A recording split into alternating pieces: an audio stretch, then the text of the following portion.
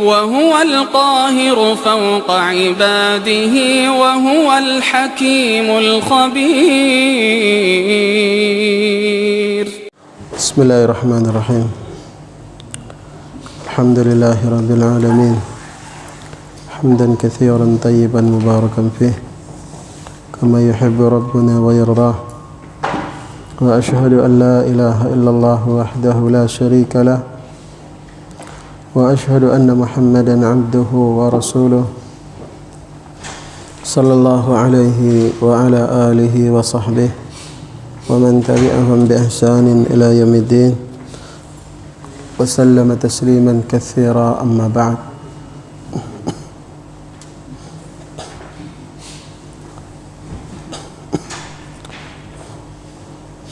kaum muslimin dan muslimat rahimani wa rahimakumullah.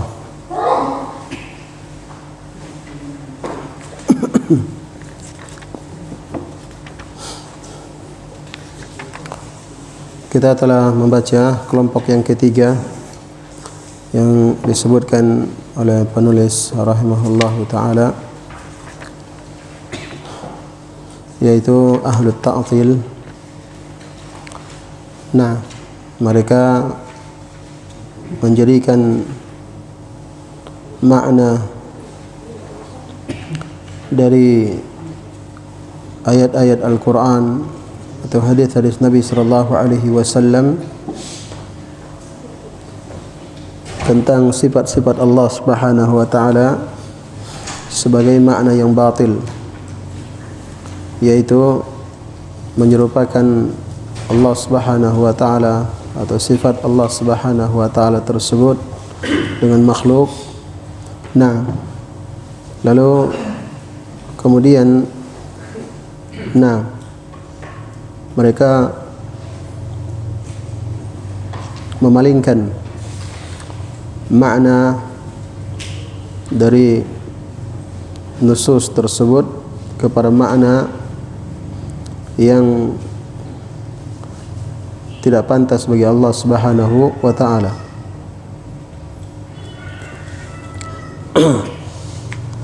Ya. Ini kelompok yang ketiga, ahlut ta'til. Jadi ketika Allah Subhanahu wa taala berfirman, misalnya wajaa rabbuk, dan datanglah Rabbmu, maka di dalam ayat Allah Subhanahu wa taala menyebutkan bahwa Allah Subhanahu wa taala datang. Ini menunjukkan bahwa Allah Subhanahu wa taala memiliki sifat al-maji. Akan tetapi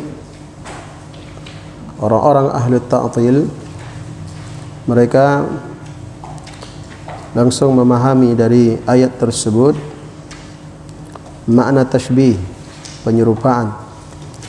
Artinya menyerupakan datangnya Allah Subhanahu wa taala dengan datangnya makhluk.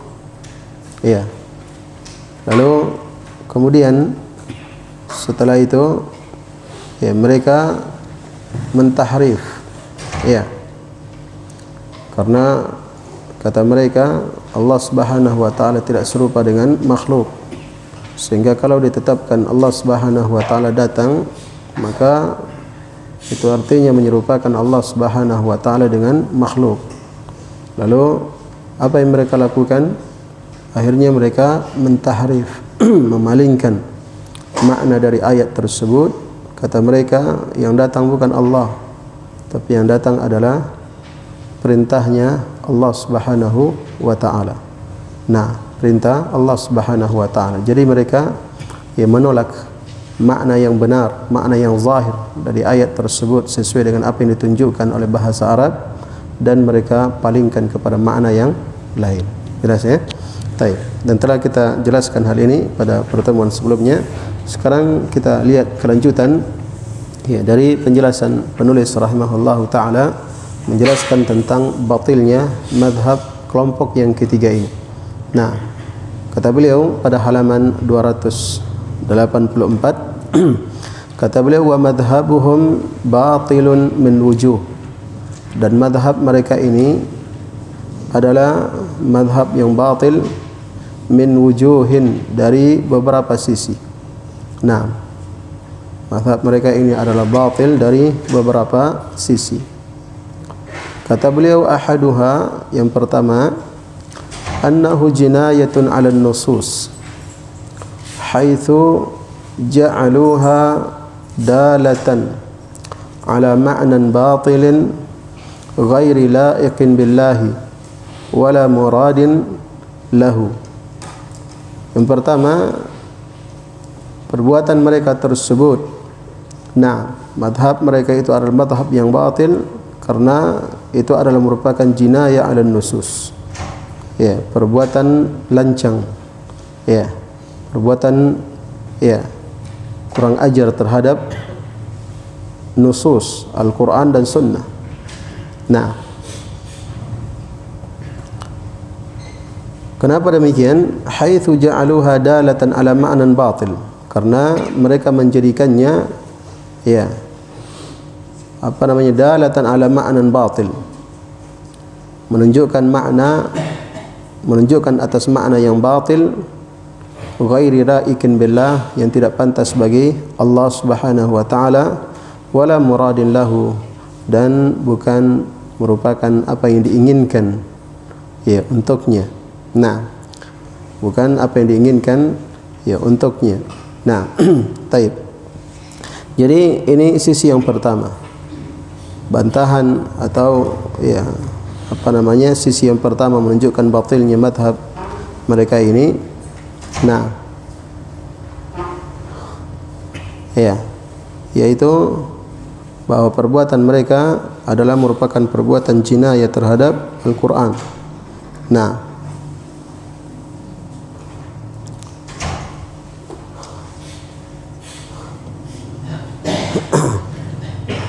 ya, jadi dari awal ya, sebagaimana tadi yang telah disebutkan, perbuatan mereka ini asalnya sudah merupakan kebatilan. Karena makna, ya, pertama kali yang mereka pahami dari makna nas tersebut itu adalah makna tashbih, penyerupaan, ya, dengan sifat makhluk, ya, penyerupaan dengan sifat makhluk. Dan ini adalah merupakan madhab yang batil. Jadi dari awal sudah merupakan kebatilan. Ya, lalu kemudian dari sisi yang lain lagi, ya, mereka menjadikan ayat itu, ya, menunjukkan tentang makna yang batil, ya, yang tidak pantas bagi Allah Subhanahu wa taala, yaitu mereka memalingkannya. Nah, memalingkannya dan menolaknya. Nah,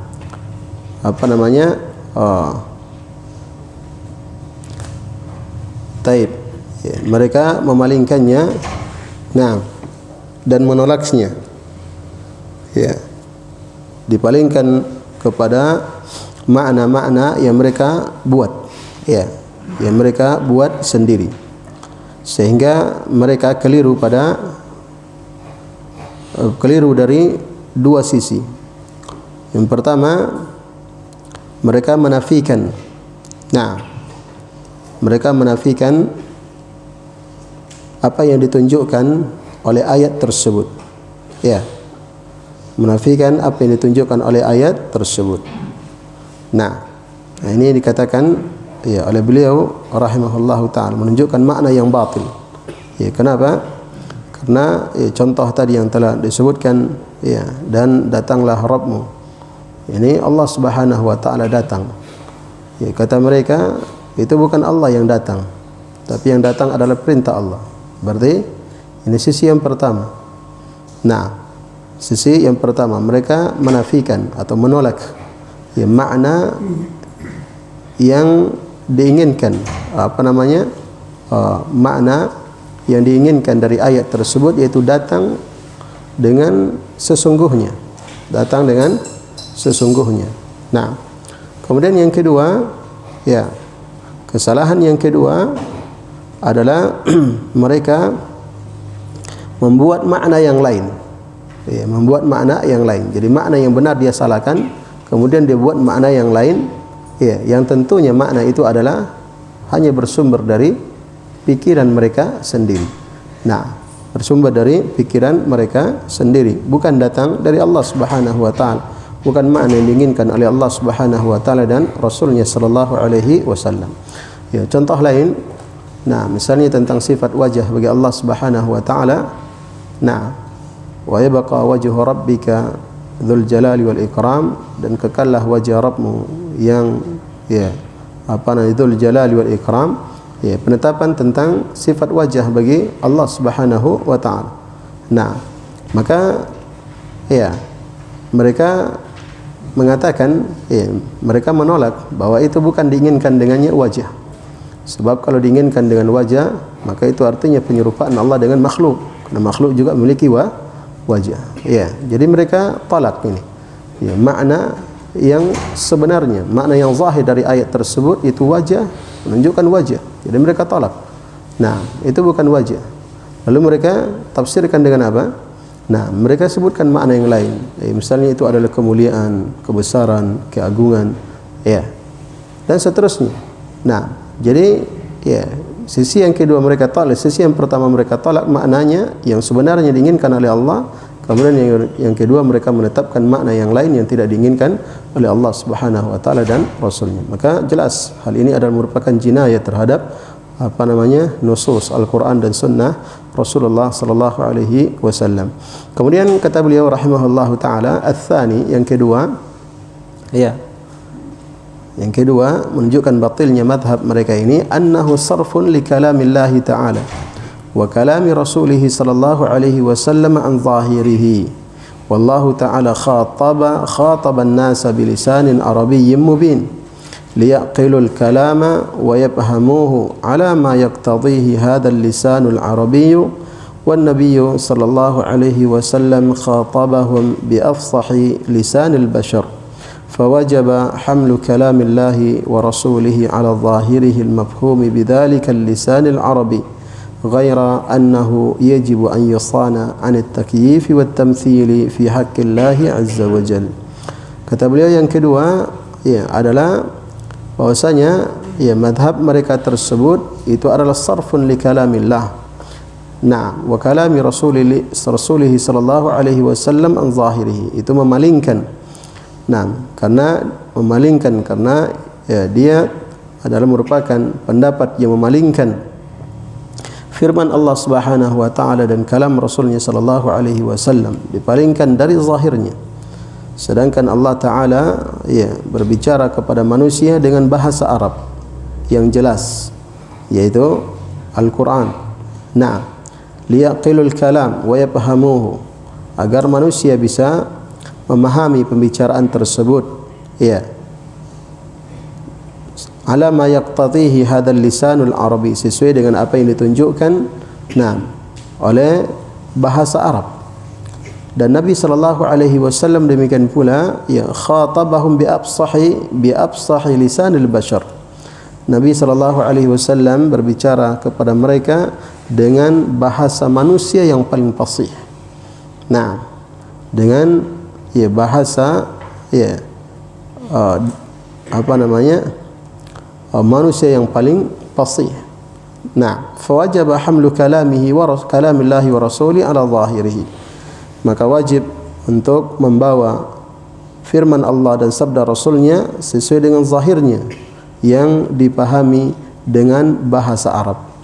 Dengan bahasa Arab. Jadi Allah Subhanahu wa taala berbicara kepada manusia dalam Al-Quran dengan bahasa Arab. Demikian pula Rasulullah sallallahu alaihi wasallam berbicara kepada manusia dengan hadis-hadis beliau menjelaskan tentang sifat-sifat Allah, itu juga dengan bahasa Arab. Maka wajib untuk dipahami Al-Quran dan sabda Rasulullah sallallahu alaihi wasallam dengan dengan zahir pemahaman yang ditunjukkan oleh bahasa Arab itu. Ghaira annahu yajibu an yusana 'ala at-takyifi wat-tamthil fi haqqillahi fi haqqillahi azza wa jalla. Hanya saja wajib untuk dijaga dari at-takyif wat-tamthil, dan at-tamthil pada hak Allah azza wa jalla, pada hak Allah azza wa jalla. Maka ini sisi yang kedua, ya, menunjukkan batilnya madhab mereka, karena ya itu adalah merupakan ya pemalingan firman Allah Subhanahu wa taala dan sabda Rasulnya sallallahu alaihi wasallam dari yang zahirnya. Sedangkan Allah Subhanahu wa taala berfirman dengan bahasa Arab dan Nabi sallallahu alaihi wasallam bersabda dengan bahasa Arab. Nah, maka harus dipahami sesuai dengan apa yang ditunjukkan oleh ya bahasa Arab. Maka jika dipalingkan maknanya kepada makna yang lain yang tidak sesuai dengan penunjukan bahasa Arab, maka ini ya adalah merupakan kebatilan. Nah, merupakan kebatilan. Kemudian yang ketiga kata beliau rahimahullah, nah, al-thalits anna sarfa kalamillahi wa rasulihi an zahirihi ila ma'nan yukhalifuhu. Nah, sesungguhnya memalingkan firman Allah Subhanahu wa taala dan sabda Rasulnya sallallahu alaihi wasallam dari zahirnya, ya memalingkannya dari zahirnya ila ma'nan yukhalifuhu, kepada makna yang menyelisihinya. Qaulun 'ala Allah bila ilmin. Ini adalah merupakan ya apa namanya qaulun 'ala Allah, berbicara atas Allah bila ilmin, tanpa ilmu. Wa huwa muharram, dan dia adalah perkara yang diharamkan. Liqaulihi ta'ala, berdasarkan firman Allah Ta'ala, qul innama harrama rabbiyal fawahisha ma zahara minha wa ma batan wal ithma wal baghya bighairil haqq wa an tusyriku billahi ma lam yunazzil bihi sultana wa an taqulu 'ala Allahi ma la ta'lamun. Nah, ini ayat ya telah berlalu ya dalam pembahasan kaidah-kaidah yang sebelumnya. Nah, kemudian dibawakan lagi oleh beliau di sini ya karena ada sisi pendalilan menunjukkan batilnya madhab yang ketiga ini, yaitu ya memalingkan apa namanya firman Allah Subhanahu wa taala dan sabda Rasulnya sallallahu alaihi wasallam dari zahirnya. Maka ya memalingkan firman Allah dan sabda Rasulnya dari zahirnya itu adalah merupakan qaulun 'ala Allah bila ilmi, berbicara atas Allah tanpa ilmu. Nah, berbicara atas Allah tanpa ilmu. Nah, dan beliau bawakan di sini dua ayat menjelaskan tentang haramnya berbicara atas Allah tanpa ilmu. Allah Ta'ala berfirman, qul innama harrama rabbiyal fawahish.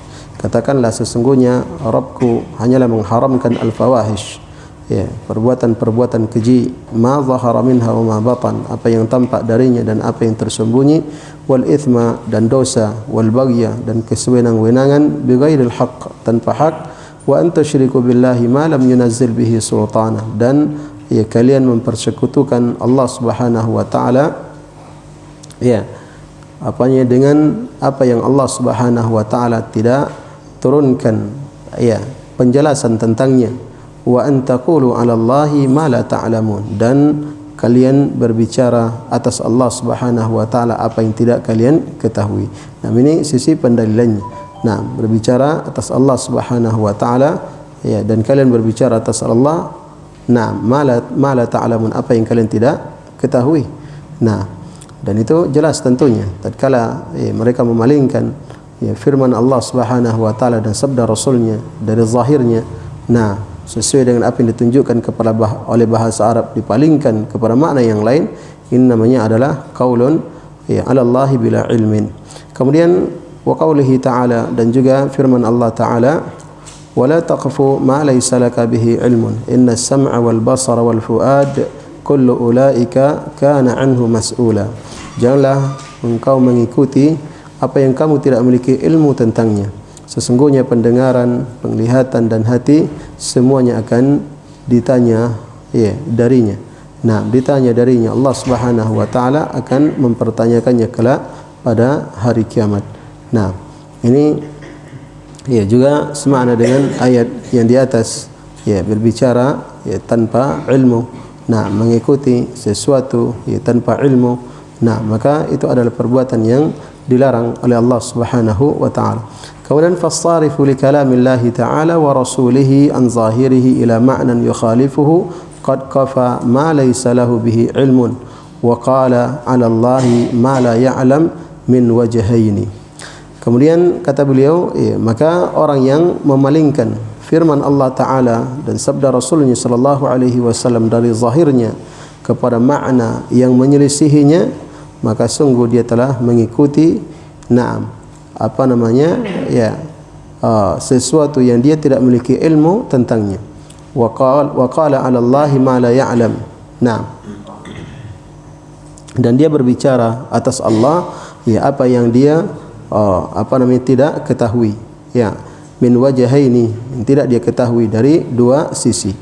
Ya, sisi yang pertama kata beliau annahu za'ama annahu laysal murad bi kalamillahi ta'ala ya wa rasulihi kada ma annahu zahiru al-kalam. Ya. Yang pertama, ya, sungguhnya dia menyangka bahwasanya ya bukanlah yang diinginkan dengan firman Allah Ta'ala dan sabda Rasulnya sallallahu alaihi wasallam seperti ini.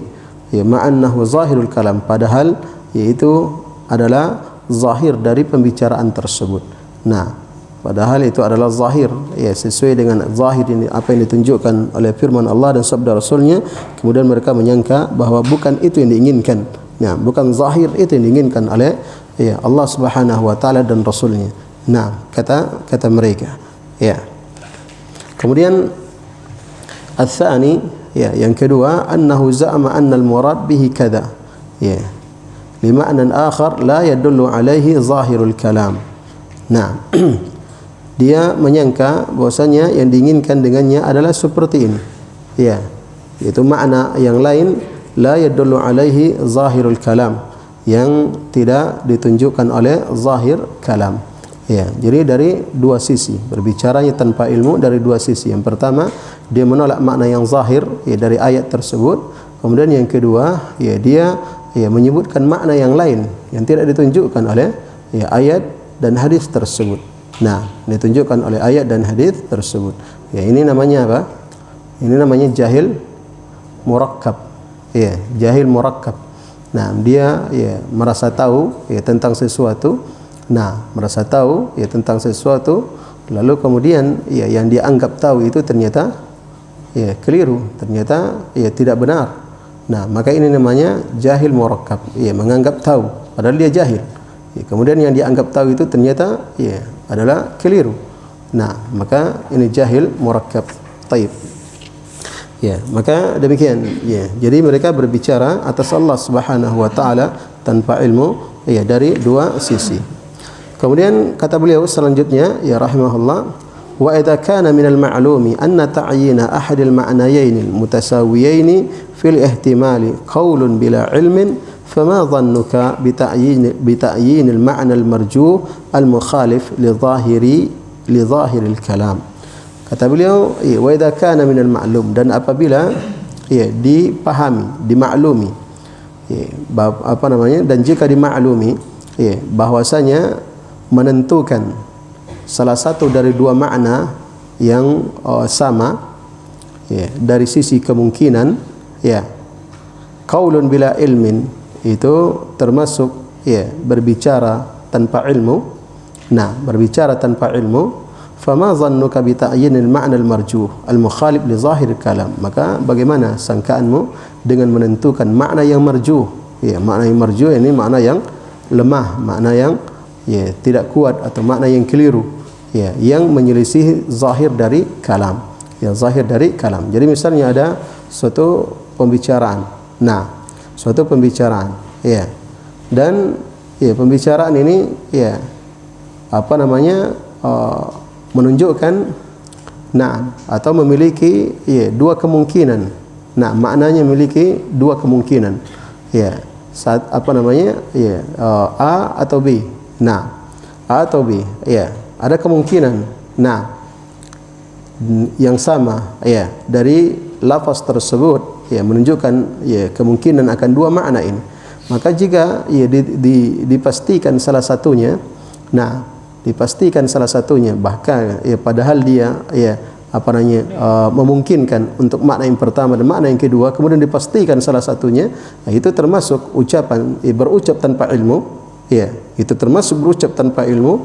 Maka bagaimana lagi ya kalau ya menentukan makna yang marjuh, ya, makna yang marjuh, makna yang lemah, ya, yang menyelisih zahir dari kalam, ya, zahir dari kalam.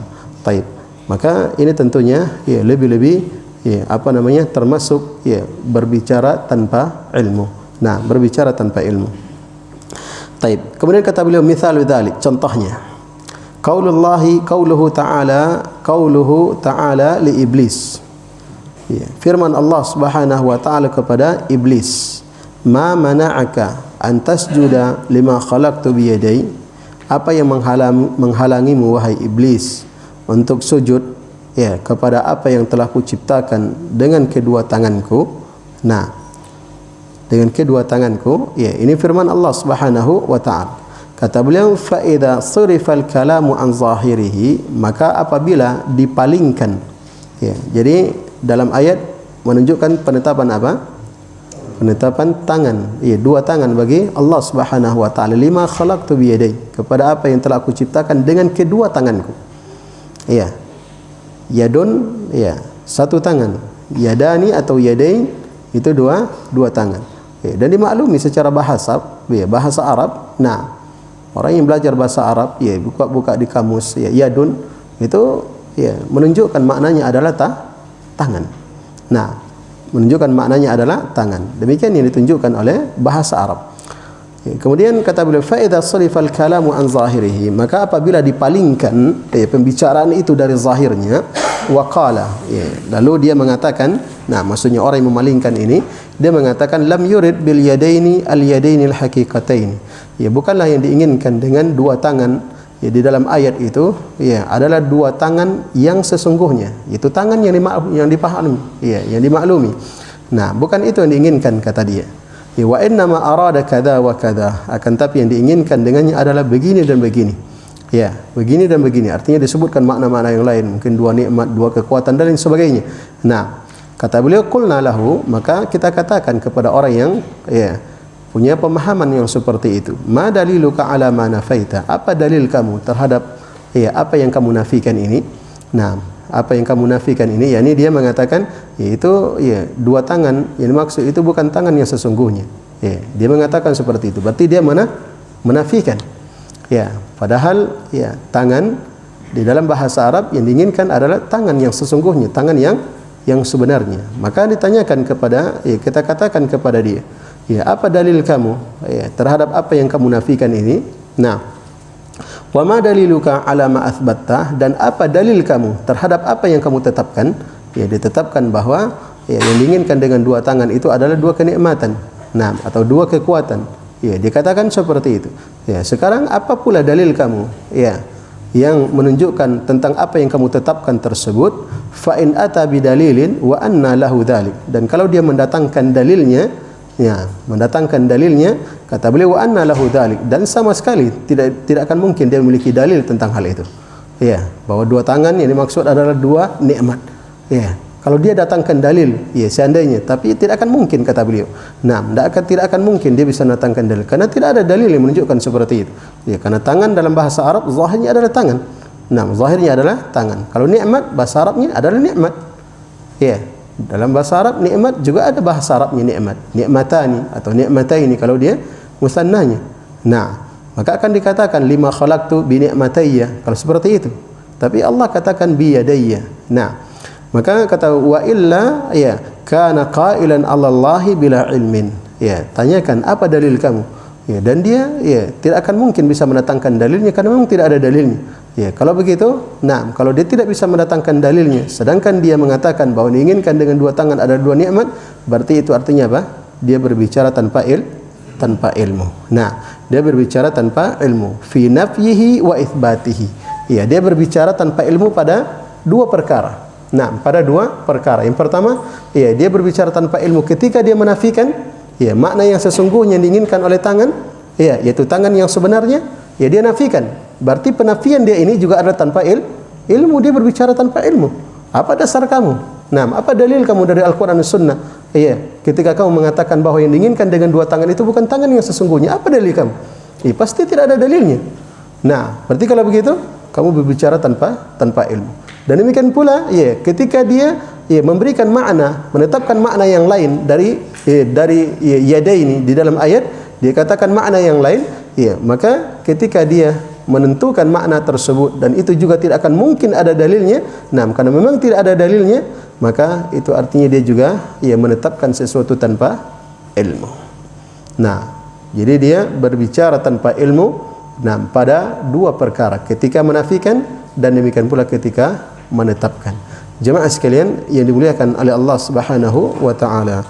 Nah, maka ya orang-orang yang berpaling ya dari kebenaran, berpaling dari kebenaran, maka ya dia pasti akan menyimpang, dan bahkan ya dia terjatuh kepada penyimpangan bukan hanya satu, bahkan lebih daripada satu. Dan jika seandainya satu saja ya penyimpangan yang dia terjatuh kepadanya tatkala dia menyelisih kebenaran, dan itu sudah merupakan penyimpangan, sudah merupakan kesesatan dan sudah merupakan kebatilan. Karena kebenaran itu hanya satu, dan apa yang menyelisih kebenaran maka itu adalah kebatilan. Allah Ta'ala berfirman, "Fama ba'dal haqqi illa ad-dhalal." Tidak ada setelah kebenaran itu kecuali hanya kesesatan. Maka segala sesuatu yang menyelisih kebenaran maka itu adalah kesesatan. Dan bersamaan dengan itu pula, kadang ketika seseorang itu menyelisihi kebenaran maka dia terjatuh kepada kesesatan-kesesatan. Dia terjatuh kepada kesesatan dan kesesatan, bukan hanya satu kesesatan, tapi dengan penyelisihannya tersebut dia terjatuh kepada berbagai bentuk kesesatan. Nas'alallah as-salam al-afiyah. Kemudian kata beliau rahimahullahu taala, sisi yang keempat, al-wajh ar-rabi'. Banyak sekali sisi-sisi bantahan dibawakan oleh beliau rahimahullahu taala. Maka demikian para ulama bagaimana detailnya mereka di dalam menjelaskan kebatilan. Di dalam menjelaskan kebatilan. Kata beliau al-wajh ar-rabi', di sisi yang keempat, fi ibtali madhhabi ahli ta'til. Sisi yang keempat yang menunjukkan tentang batilnya madhab ahli ta'til ini adalah anna sarfa nusus as-sifat an zahiriha mukhalifun lima kana alaihi an-nabiy sallallahu alaihi wasallam wa ashabuhu wa salaful ummati wa a'immatuha. Bahwasanya memalingkan nusus nas-nas tentang penetapan sifat-sifat Allah Subhanahu wa taala, memalingkannya an zahiriha, dari zahirnya, memalingkannya dari zahirnya, mukhalifun lima kana alaihi an-nabiy sallallahu alaihi wasallam, maka itu adalah merupakan perbuatan yang menyelisihi apa yang Nabi sallallahu alaihi wasallam berada di atasnya, demikian pula para sahabatnya dan para pendahulu dari umat ini, wa a'immatuha, dan imam-imamnya, fayakunu batilan, sehingga itu adalah merupakan kebatilan. Li'anna al-haqqa bila raib, karena kebenaran tanpa diragukan, fima kana alaihi Nabi sallallahu alaihi wasallam wa ashabuhu, adalah pada apa yang Nabi sallallahu alaihi wasallam berada di atasnya, wa ashabuhu, dan demikian pula para sahabatnya, wa salaful ummati wa a'immatuha, dan pendahulu dari umat ini dan imam-imamnya. Dan imam-imamnya. Dan ini telah berlalu juga dalam pembahasan yang sebelumnya. Bahwa jalannya as-salafus salih, itulah jalan yang lurus, dan jalan yang menyelisihi jalannya as-salafus salih, maka itu adalah jalan yang menyimpang. Jalan yang menyimpang. Maka memalingkan nas Al-Quran dan Sunnah tentang sifat-sifat Allah Subhanahu wa taala dari zahirnya, itu adalah perbuatan yang menyelisihi apa yang Nabi sallallahu alaihi wasallam berada di atasnya, demikian pula para sahabatnya dan para pendahulu dari umat ini dari kalangan para tabi'in, tabi'ut tabi'in, dan imam-imam yang mengikuti mereka dengan baik. Semuanya mereka memahami sesuai dengan zahirnya. Allah katakan wajah, mereka pahami wajah secara zahir sesuai dengan apa yang ditunjukkan oleh bahasa Arab. Tangan, mereka pahami tangan yang sebenarnya. Allah Subhanahu wa taala katakan mata, maka mereka pahami mata yang sesungguhnya, mata yang hakiki, yang sesuai dengan kebesaran dan keagungan Allah Subhanahu wa taala, yang tentunya tidak akan mungkin diserupakan dengan sifat makhluk. Dengan sifat makhluk. Demikian pula sifat-sifat yang lainnya, sifat pendengaran, kekuatan, maka itu adalah pendengaran dan kekuatan yang sesungguhnya sesuai dengan zahir yang ditunjukkan dalam bahasa Arab. Maka para pendahulu dari umat ini, para as-salafus salih, mereka memahami sesuai dengan zahirnya. Mereka tidak palingkan maknanya kepada makna yang lain, akan tapi mereka tetapkan sesuai dengan zahirnya, dan mereka tetapkan sifat tersebut adalah sifat yang sesuai dengan kebesaran dan keagungan Allah Subhanahu wa taala, yang tidak serupa dengan sifat siapapun dari makhluknya. Baik, mungkin kita cukupkan dulu sampai di sini. Dan masih ada sisi yang lain yang disebutkan oleh penulis rahimahullahu taala. Insyaallah taala nanti kita bahas pada pertemuan yang akan datang. Wallahu taala alam, wa sallallahu ala nabiyyina Muhammadin wa ala alihi wa sahbihi wa sallam. Subhanakallahumma wa bihamdika asyhadu an la ilaha illa anta astaghfiruka wa atubu ilaik. Walhamdulillahi rabbil alamin. Bismillahirrahmanirrahim. Alhamdulillahi rabbil alamin. Hamdan katsiran tayyiban mubarakan fih kama yuhibbu rabbuna wa yardah. Wa ashhadu an la ilaha illallah wahdahu la syarika lah. Wa ashhadu anna Muhammadan abduhu wa rasuluh sallallahu alaihi wa ala alihi wa sahbihi wa man tabi'ahum bi ihsanin ila yaumiddin wa sallama tasliman katsira, amma ba'd. Kaum muslimin dan muslimat rahimani wa rahimakumullah.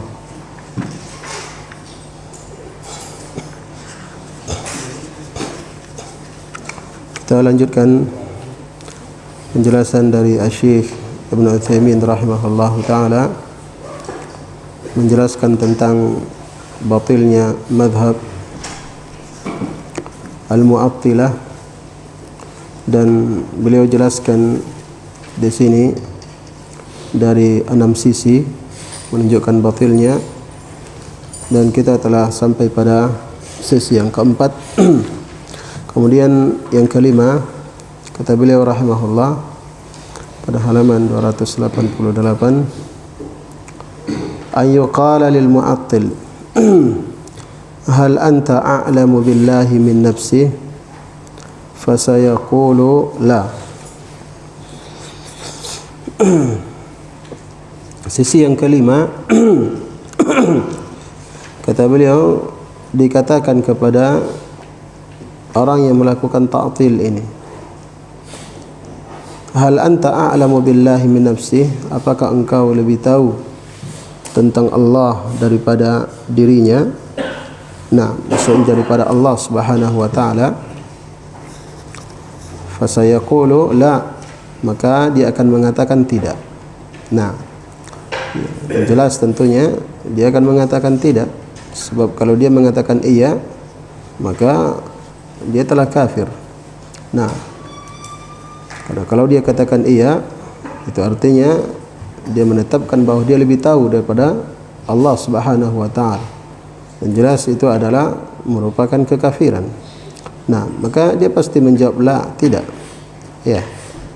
Summa yuqalu lahu, kemudian dikatakan lagi kepadanya, hal ma akhbarallahu bihi an nafsihi sidqun wa haqqun, apakah apa yang telah dikhabarkan oleh Allah Subhanahu wa taala tentang dirinya adalah merupakan kejujuran dan kebenaran?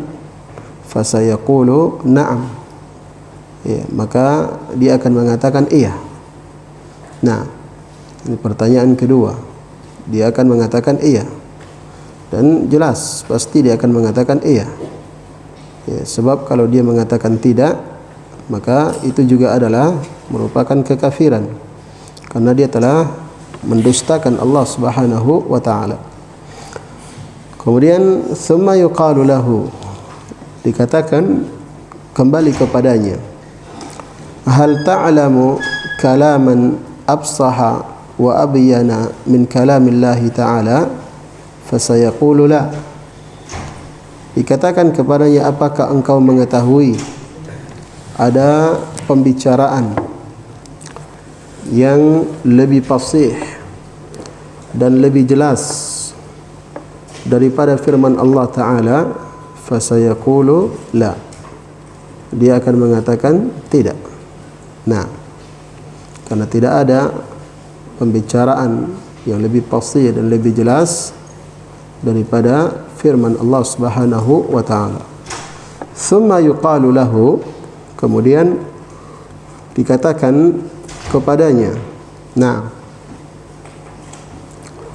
hal tazunnu anna Allah Subhanahu wa taala arada an yu'ammiya al-haqqa 'ala al-khalqi fi hadhihi an-nusus liyastakhrijuhu bi'uqulihim? Fasayaqulu la, Dikatakan lagi kepadanya, apakah engkau mengira bahwasanya Allah Subhanahu wa taala menginginkan untuk menyembunyikan kebenaran dari makhluknya tentang nas-nas ini, ya, maksudnya nas-nas tentang sifat, liyastakhrijuhu biuqulihim, ya, agar mereka mengeluarkan sendiri atau menjelaskan sendiri maknanya dengan akal-akal mereka. Fasayaqulu la, maka dia akan mengatakan tidak, ya, dia akan mengatakan tidak. Nah, karena tidak mungkin Allah Subhanahu wa taala, ya, membiarkan hambanya jahil dari kebenaran dan tidak menjelaskan tentang firman-firmannya. Nah, apalagi berkaitan dengan nas-nas tentang sifat-sifat Allah Subhanahu wa taala. Ya, Allah tidak jelaskan, kemudian Allah membiarkan manusia untuk memahami sendiri dengan akal-akal mereka. Ini tidak akan mungkin. Nah, ini tidak akan mungkin. Ya, Allah Subhanahu wa taala berfirman dalam Al-Qur'an, yuridullahu liyubayyina lakum. Allah ingin menjelaskan kepada kalian. Nah, ingin untuk menjelaskan kepada kalian. Dan Allah Subhanahu wa taala juga berfirman, yubayyinullahu lakum an tadillu. Ya, Allah Subhanahu wa taala menjelaskan kepada kalian agar kalian tidak tersesat. Ya, agar kalian tidak tersesat. Nah, maka ya, tidak mungkin Allah Subhanahu wa taala membiarkan hambanya jahil dari kebenaran. Ya, dan membiarkan hambanya untuk memahami sendiri dari nas-nas tentang sifat-sifat Allah Subhanahu wa taala. Ya, ini adalah perkara yang tidak mungkin. Dan itu bertentangan dengan ayat yang telah didengarkan tadi bahwa Allah Subhanahu wa taala menjelaskan kepada hambanya. Kemudian kata beliau, hada ma yuqalu lahu bi'tibari ma jaa fil Qur'an. Ini apa yang dikatakan kepadanya tentang apa yang datang di dalam Al-Qur'an. Ya, tentang apa yang datang di dalam Al-Qur'an. Amma bi'tibari ma jaa fi sunnati fa yuqalu lahu. Adapun berkaitan dengan apa yang datang di dalam as-sunnah, ya, di dalam hadis Nabi sallallahu alaihi wasallam, fa yuqalu lahu, maka dikatakan kepadanya, hal anta a'lamu billahi min rasulih sallallahu alaihi wasallam? Fasayaqulu la. Apakah kamu lebih berilmu, lebih mengetahui tentang Allah daripada Rasulnya sallallahu alaihi wasallam? Fasayaqulu la. Maka dia akan mengatakan tidak. Ya, dia akan mengatakan tidak. Nah, tidak ada jawaban lain kecuali tidak. Dan ahlul bid'ah, orang-orang yang suka berbuat perkara bid'ah di dalam agama, nah, yang menyelisihi petunjuk Nabi sallallahu alaihi wasallam dan suka berbuat hal-hal yang Nabi sallallahu alaihi wasallam tidak ajarkan dan tidak perintahkan dalam agama. Nah, orang-orang yang seperti itu, kalau ditanyakan kepada mereka, apakah kamu lebih tahu, lebih berilmu daripada Rasulullah sallallahu alaihi wasallam, pasti dia mengatakan tidak. Ya, pasti dia mengatakan tidak. Nah, walaupun dia, ya, melakukan hal-hal yang tidak diperintahkan oleh Nabi, tetap pasti dia meyakini dan mengetahui bahwa Nabi lebih berilmu daripadanya. Nah, akan tetapi demikianlah syaitan itu diperbudak, manusia itu ya, orang-orang yang tidak berpegang teguh kepada Al-Quran dan Sunnah dipermainkan oleh syaitan. Nah, dipermainkan oleh syaitan, ya, yang pada dasarnya secara fitrahnya dia meyakini bahwa Rasulullah, ya, lebih berilmu daripada dia, lebih paham tentang agama ini daripada siapapun. Nah, akan tetapi di dalam kenyataan dia masih melakukan sesuatu yang Nabi tidak pernah ajarkan. Ya. Dan ini metode-metode, nah, pertanyaan-pertanyaan ini adalah metode untuk meruntuhkan hujjah ahlul bid'ah. Nah, untuk meruntuhkan hujjah mereka. Kemudian kata beliau, thumma yuqalu lahu, kemudian dikatakan pula kepadanya, hal ma akhbara bihi Rasulullah sallallahu alaihi wasallam anillahi sidqun wa haqqun, fasayaqulu na'am. Apakah apa yang telah dikhabarkan oleh Rasulullah sallallahu alaihi wasallam tentang Allah adalah kejujuran dan kebenaran, fasayaqul, maka dia akan mengatakan na'am, iya. Nah, dia akan mengatakan iya, bahwa apa yang dikhabarkan oleh Nabi sallallahu alaihi wasallam tentang Allah Subhanahu wa taala itu adalah kejujuran dan kebenaran. Tidak ada seorang pun yang berani mengatakan Nabi itu berdusta. Ya.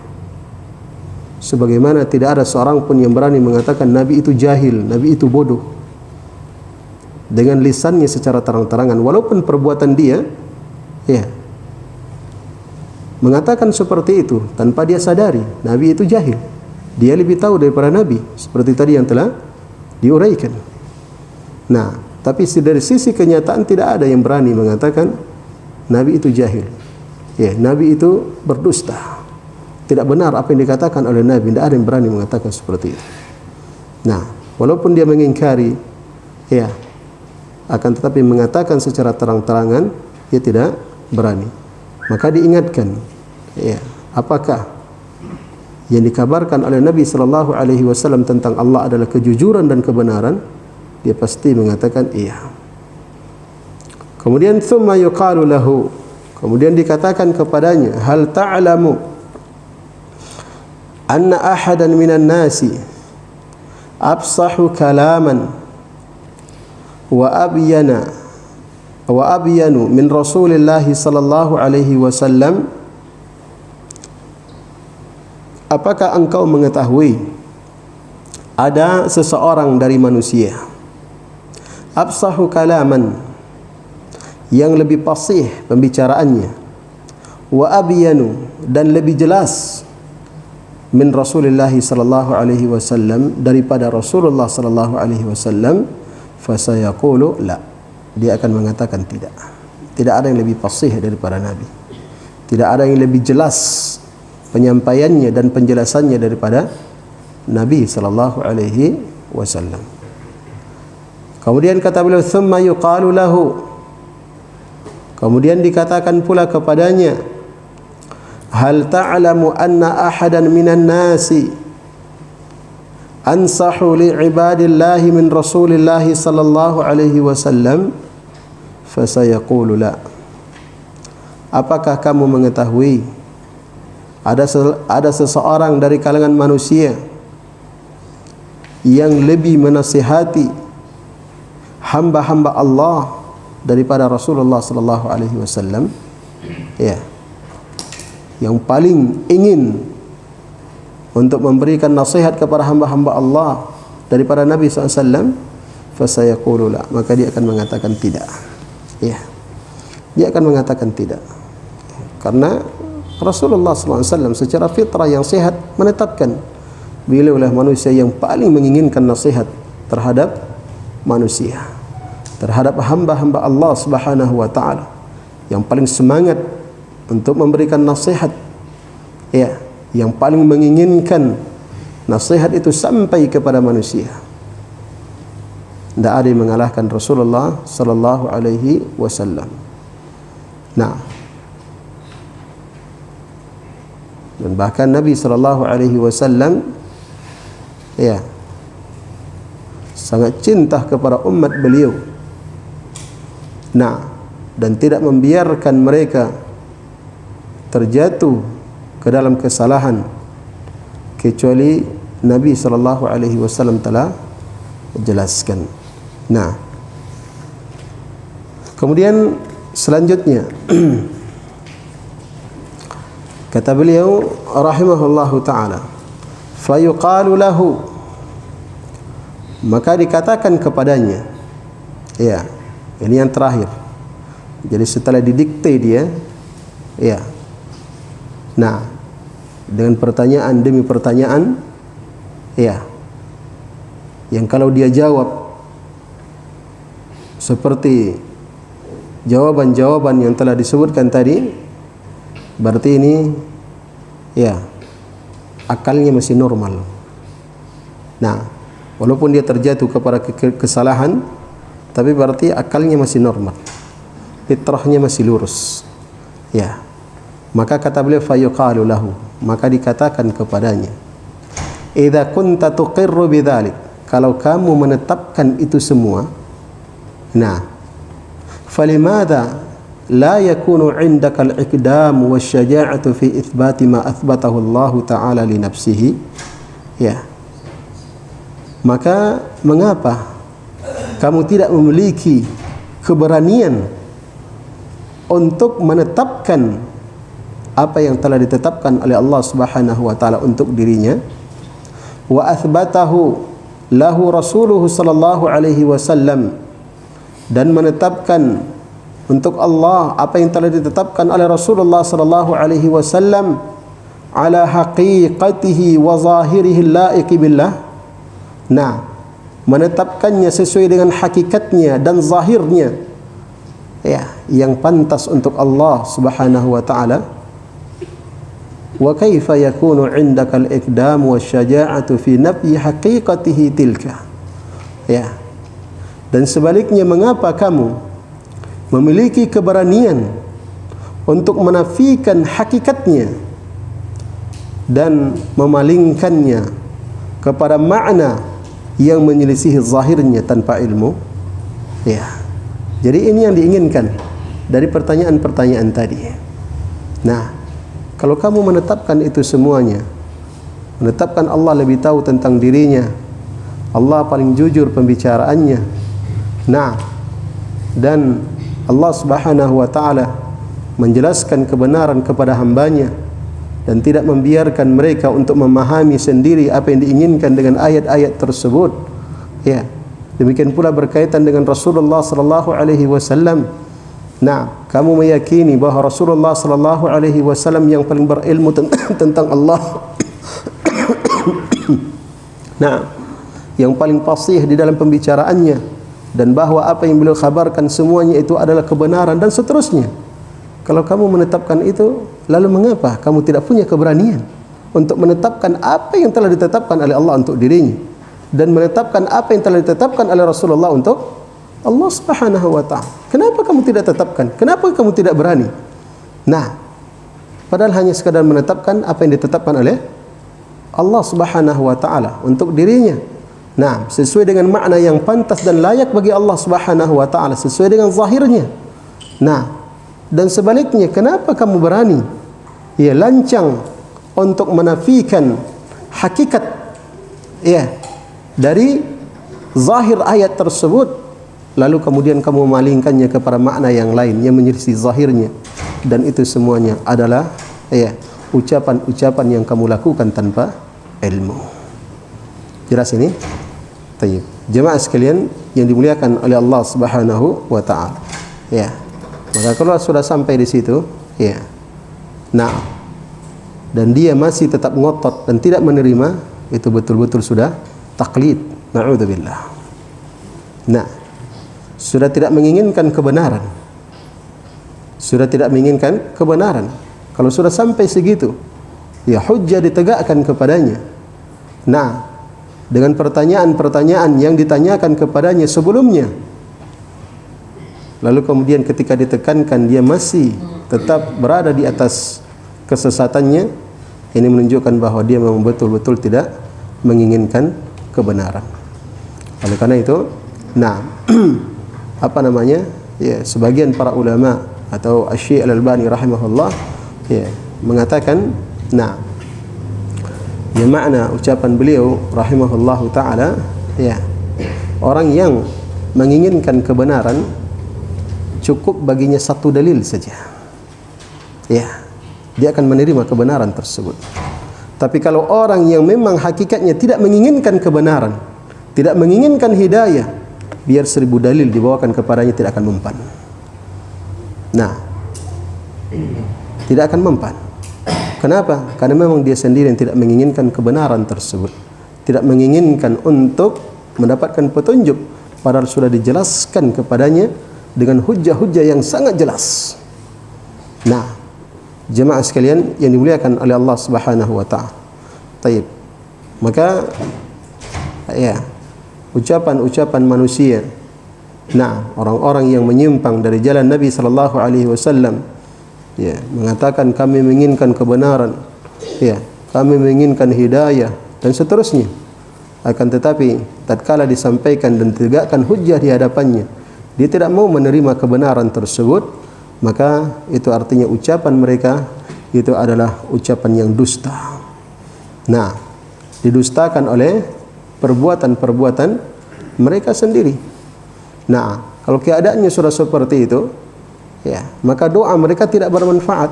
Ihdinas siratal mustaqim, ya Allah tunjuki kami jalan yang lurus. Ya. Itu hanya sekedar ucapan yang terlontar di dalam lisan.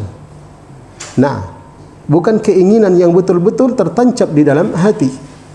Kalau doa menginginkan hidayah, dia memohon petunjuk kepada Allah Subhanahu wa taala, dan dia betul-betul menginginkannya dengan hatinya hidayah tersebut, maka Allah Subhanahu wa taala akan tunjukkan kepadanya.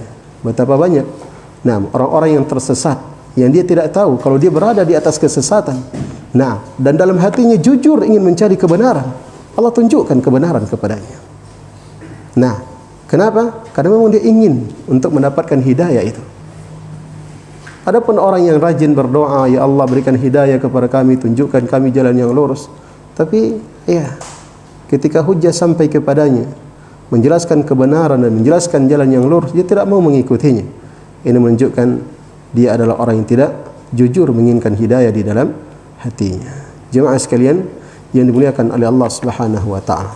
Dan kadang sebahagian orang, ya, sebagian kaum muslimin, nah, ada yang mengatakan, katanya dia bingung.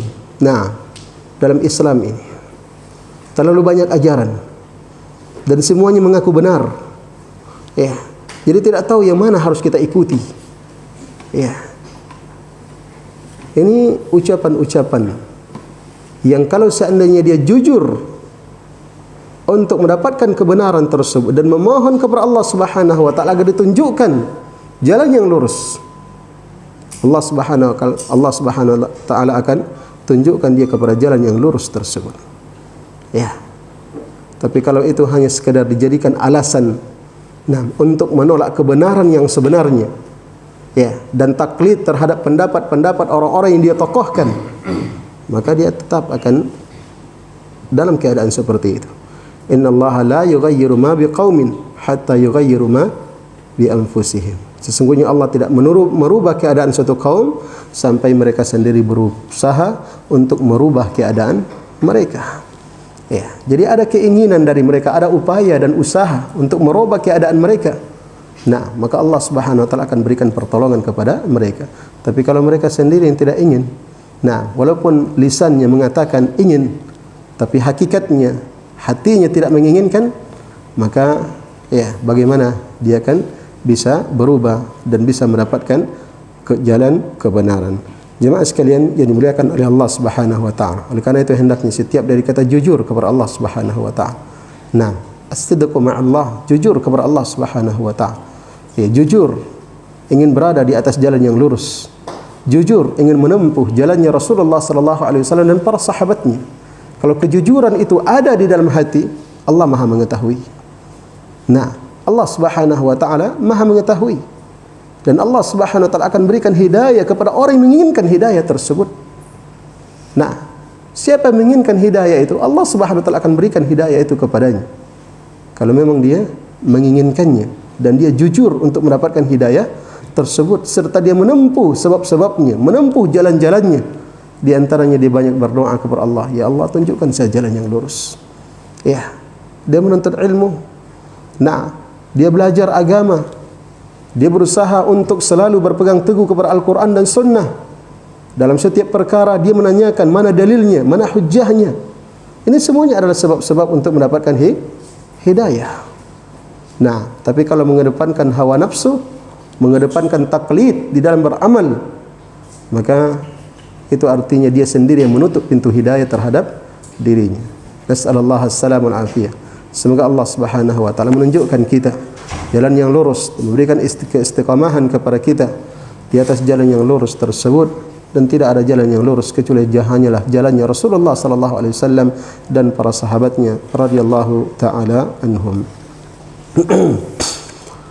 Kemudian selanjutnya kata beliau rahimahullahu taala, wa madza yadhiruka idza athbatta lillahi ta'ala ma athbatahu li nafsihi fi kitabihi aw sunnati nabiyhi 'ala al-wajhi al-la'iq bihi fa akhadhta bima jaa'a fil qur'an fil kitabi was sunnati itsbatan wa nafya. Nah, kata beliau selanjutnya, ya, ini masih penekanan. Ya. Wa madza yadiruka, dan apa yang membahayakan kamu? Apa yang memudaratkan kamu? Idza athbatta lillahi ta'ala, jika engkau menetapkan untuk Allah Ta'ala ma athbatahu li nafsihi, apa yang Allah telah tetapkan untuk dirinya, fi kitabihi, di dalam kitabnya, au sunnati nabiyhi sallallahu alaihi wasallam, atau melalui sunnah nabinya sallallahu alaihi wasallam, ala alwajhil la'iq bihi, sesuai dengan yang layak dan pantas bagi Allah Subhanahu wa taala. Fa akhadta bima jaa'a fil kitabi was sunnah, dan engkau mengambil apa yang datang di dalam Al-Quran dan Sunnah, itsbatan wa nafyan, baik dari sisi menetapkan dan menafikan. Ya, apa yang membahayakan kamu kalau kamu melakukan hal yang seperti itu? Ya, menetapkan apa yang ditetapkan oleh Allah dan ditetapkan oleh Rasulullah sallallahu alaihi wasallam sesuai dengan yang pantas dan layak bagi Allah Subhanahu wa taala. Apa yang membahayakan kamu kalau kamu melakukan itu? Artinya tidak ada yang membahayakan. Nah, apa yang memudaratkan kamu untuk melakukan hal itu? Ya, jemaah sekalian yang dimuliakan oleh Allah Subhanahu wa taala, tidak ada yang memudaratkan. Bahkan dengan sebab itu, Allah Subhanahu wa taala akan menolongnya. Walaupun ujian tentunya ada. Cobaan tentunya ada kepada orang-orang yang beriman, dan bahkan siapa yang lebih kuat keimanannya, maka lebih berat pula ujian dan cobaannya. Akan tetapi, hakikat dari berpegang teguh kepada kebenaran, berpegang teguh kepada Al-Quran dan Sunnah, menetapkan apa yang ditetapkan oleh Allah dan Rasulnya, dan menafikan apa yang dinafikan oleh Allah dan Rasulnya, itu adalah kunci keselamatan. Itu adalah jalan keselamatan. Tidak ada jalan yang lain selain dari itu. Dan kalaupun di dalam meyakini dan menjalankan hal tersebut di dalam kehidupannya, dan mendapatkan ujian dan tantangan, dan bahkan dia mengorbankan jiwanya di dalam menanamkan atau di dalam menetapkan hal tersebut, maka dia adalah orang yang mati di atas kebaikan. Dia adalah orang yang mati di atas kebaikan. Bukan dengan sebab dia misalnya diganggu dan lain sebagainya, itu menunjukkan dia harus meninggalkan kebenaran, harus berpaling dari Al-Quran dan Sunnah. Bukan seperti itu. Allah Subhanahu wa taala berfirman,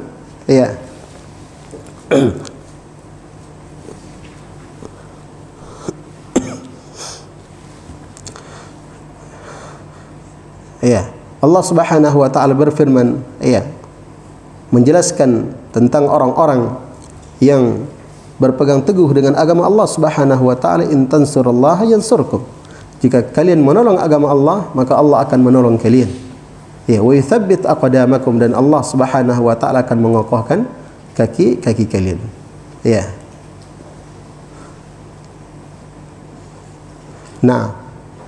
Maka jemaah sekalian yang dimuliakan oleh Allah Subhanahu wa taala, ini penekanan dari beliau rahimahullahu taala. Kemudian selanjutnya, afalaisa hadza aslama laka wa aqwama li jawabika idza su'ilta yaumal qiyamah. Dan bukankah ini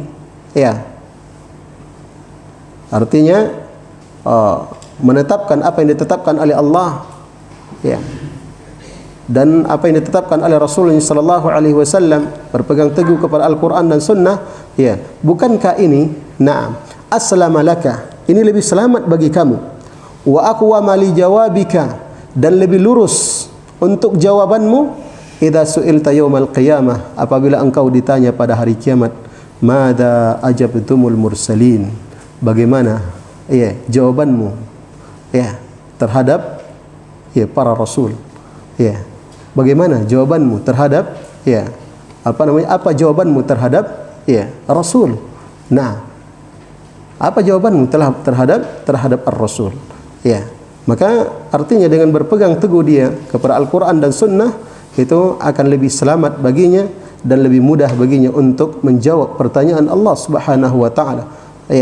Apa yang dia lakukan terhadap rasul yang diutus oleh Allah Subhanahu wa taala. Apakah dia telah mengikutinya, mengimaninya, beriman kepadanya dan mengikuti jalannya atau tidak. Nah, jemaah sekalian yang dimuliakan oleh Allah Subhanahu wa taala. Kemudian kata beliau, awalaysa sarfuka li hadhihi an-nusus an zahiriha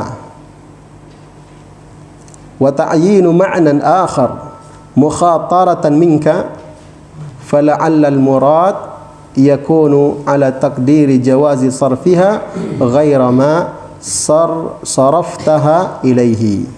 Kata beliau rahimahullahu ta'ala, dan bukankah sarfuka li hadhihi an-nusus an zahiriha, bukankah ketika engkau memalingkan nas-nas ini dari zahirnya, dari makna lahirnya, wa ta'yinu ma'nan akhar, dan engkau menentukan makna yang lain, mukhataratan minka, itu adalah sesuatu yang berbahaya bagimu. Fala'alla al-murad yakun, barangkali maksudnya adalah ala takdiri jawazi sarfiha, kalaupun seandainya itu boleh dipalingkan, ghaira ma sarabtaha ilaih, tapi ternyata itu juga bukan maknanya adalah seperti makna yang kamu inginkan. Jemaah sekalian yang dimuliakan oleh Allah Subhanahu wa taala. Nah, maka ketika seseorang memalingkan makna zahir dari ayat-ayat Allah Subhanahu wa taala, lalu kemudian menentukan makna yang lain, jelas ini tentunya adalah sesuatu yang sangat berbahaya. Nah, sesuatu yang sangat berbahaya. Bagaimana tidak berbahaya? Dia memalingkan makna dari ayat-ayat Allah Subhanahu wa taala dan hadis Rasulnya sallallahu alaihi wasallam kepada makna yang lain yang tidak diinginkan oleh Allah Subhanahu wa taala. Maka itu adalah perbuatan yang sangat berbahaya. Nah, maka ini sisi yang kelima yang dijelaskan oleh beliau rahimahullahu taala, menunjukkan tentang batilnya madhab ahlut ta'til. Nah, kemudian al-wajhus sadis, sisi yang keenam. Kata beliau, fi ibtali madhhabi ahli at-ta'til annahu yalzamu alaihi lawazimu batilah wa butlanul lazim yadullu ala butlani al-malzum. Kata beliau rahimahullah, tentang batilnya madhab ahli at-ta'til adalah sesungguhnya yalzamu alaihi lawazim batilah. Madhabnya mereka itu mengharuskan kelaziman yang batil. Madhabnya ahlu ta'atil itu mengharuskan keharusan yang batil. Wa butlanul lazim yadullu ala butlanil malzum, dan batilnya lazim itu menunjukkan batilnya yang dilazimkan darinya. Famin hadhihi lawazim, maka di antara keharusan yang batil tersebut, yang pertama kata beliau adalah anna ahlat ta'til lam yasrifu nusus as-sifati an zahiriha illa haitsu i'taqadu annahu mustalzimun au muhimun li tashbihillahi ta'ala bi khalqihi. Yang pertama, bahwasanya ahlut ta'til mereka tidaklah memalingkan nas-nas sifat dari zahirnya kecuali ketika mereka meyakini bahwasanya hal tersebut mengharuskan atau memberikan sangkaan li tashbihillahi ta'ala bi khalqihi, penyerupaan Allah Subhanahu wa taala dengan makhluknya. Ya, penyerupaan Allah Subhanahu wa taala dengan makhluknya. Wa tashbihu Allah taala bi khalqihi kufrun, dan menyerupakan Allah Subhanahu wa taala dengan makhluknya itu adalah kekafiran. Ya, itu adalah kekafiran. Li'annahu takdzibun liqaulihi ta'ala, karena itu adalah merupakan sikap mendustakan firman Allah Subhanahu wa taala, laisa kamitslihi syai'un, tidak ada satu pun yang serupa dengan Allah Subhanahu wa taala. Qala Nu'aim ibn Hammad al-Khuzai, berkata Nu'aim ibn Hammad al-Khuzai, beliau ini adalah seorang ulama dikenal. Nah, kata penulis di sini ahadu masyayikhil Bukhari rahimahumullah. Dan beliau ini Nu'aim ibn Hammad al-Khuzai itu adalah salah satu guru Imam Al-Bukhari rahimahullahu taala. Nah, guru Imam Al-Bukhari rahimahullahu taala. Siapa yang tidak kenal Imam Al-Bukhari, seorang ulama besar dari ulama kaum muslimin. Nah, dan Nu'aim ibn Hammad adalah salah satu guru beliau, salah satu guru Imam Al-Bukhari rahimahullahu ta'ala. Kata Nu'aim ibn Hammad al-Khuzai rahimahullah, man syabbaha Allah bi khalqihi faqad kafar. Barang siapa yang menyerupakan Allah dengan makhluknya, faqad kafar, maka sungguh dia telah kafir. Ya. Barang siapa yang menyerupakan Allah dengan makhluknya, maka sungguh dia telah kafir. Wa man jahada ma wasafa Allah bihi nafsahu faqad kafar. Dan barang siapa yang menolak, menentang atau mengingkari apa yang Allah Subhanahu wa taala sifatkan dengannya dirinya, faqad kafar, maka sungguh dia telah kafir. Menyerupakan kafir, dan mengingkari atau menolaknya juga kafir. Kenapa? Karena kalau dia menyerupakan sifat Allah dengan sifat makhluk, itu artinya dia mendustakan apa? Ayat laisa kamitslihi syai'. Tidak ada satu pun yang serupa dengan Allah. Allah mengatakan tidak ada yang serupa, kemudian dia serupakan, berarti dia mendustakan ayat ini. Apa hukumnya mendustakan ayat Allah? Kekafiran. Nah, dan sebaliknya, orang yang menolak ayat Al-Quran, Allah mengatakan wajah, itu bukan wajah. Allah mengatakan tangan, itu bukan tangan. Allah tidak punya tangan, Allah tidak punya wajah. Maka ini juga adalah kekafiran. Kenapa? Karena dia menolak apa yang ditetapkan oleh Allah Subhanahu wa ta'ala. Jadi mau lari ke mana?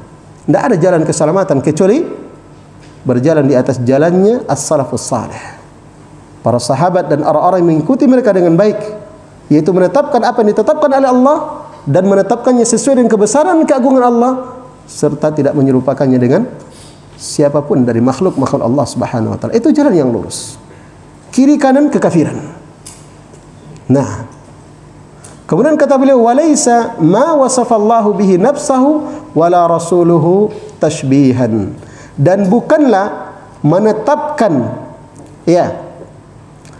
apa yang telah dan bukanlah apa yang disifatkan oleh Allah Subhanahu wa taala untuk dirinya, demikian pula rasulnya, tashbihan, itu bukanlah merupakan bentuk penyerupaan. Jadi Allah Subhanahu wa taala menetapkan sifat-sifat untuk dirinya. Sebagaimana Rasulullah SAW juga menetapkan apa yang Allah Subhanahu wa taala menetapkan untuk dirinya juga melalui hadis-hadis Rasulullah sallallahu alaihi wasallam menetapkan sifat-sifat. Maka Allah menyebutkan sifat-sifat untuk dirinya melalui Al-Qur'an atau melalui Rasulnya sallallahu alaihi wasallam, maka penyebutan sifat-sifat tersebut itu bukan artinya Allah menyerupakan dirinya dengan makhluk, tidak sama sekali. Nah, tidak sama sekali. Nah, maka yang berfirman laisa kamitslihi syai'un wa huwas samiul basir adalah Allah. Dan yang berfirman ma mana'aka an tasjuda lima khalaqtu bi yadai, apa yang menghalangi kamu wahai iblis untuk sujud kepada apa yang aku ciptakan dengan kedua tanganku? Yang mengucapkan ini juga adalah Allah Subhanahu wa taala. Dan yang berfirman wa jaa'a rabbuka, dan datang Rabbmu, demikian pula Allah taala yang berfirman wa yabqa wajhu rabbik, semuanya firman Allah Subhanahu wa taala. Nah, dan tidak akan mungkin bertentangan antara firman Allah yang satu dengan firman Allah yang lain, antara ayat yang satu dengan ayat yang lain, tidak akan mungkin bertentangan. Nah, tidak akan mungkin bertentangan. Allah Ta'ala berfirman dalam Al-Quran, walau kana min 'indi ghairillah lawajadu fihi ikhtilafan katsira. Naam, lawajadu fihi ikhtilafan katsira. Naam, seandainya Al-Quran itu datang dari sisi selain Allah Subhanahu wa taala, maka mereka akan mendapatkan di dalamnya perselisihan-perselisihan yang sangat banyak. Nah, maka tatkala Al-Quran datang dari Allah Subhanahu wa taala menunjukkan tidak ada perselisihan di dalamnya. Nah, tidak ada perselisihan di dalamnya sedikit pun juga. Ya. Yang mengatakan tidak ada satu manusia serupa adalah Allah Subhanahu wa taala. Yang menetapkan sifat-sifat untuk Allah adalah Allah Subhanahu wa taala. Maka tatkala Allah menetapkan sifat tersebut, itu tidak ada sama sekali makna dipahami darinya penyerupaan Allah Subhanahu wa taala dengan makhluk, tidak. Kita tetapkan apa yang Allah tetapkan untuk dirinya dan tetapkan sesuai dengan kebesaran dan keagungan Allah Subhanahu wa taala yang tentunya tidak akan mungkin sama atau serupa dengan siapapun dari makhluk-makhluknya. Jelas ya? Ya.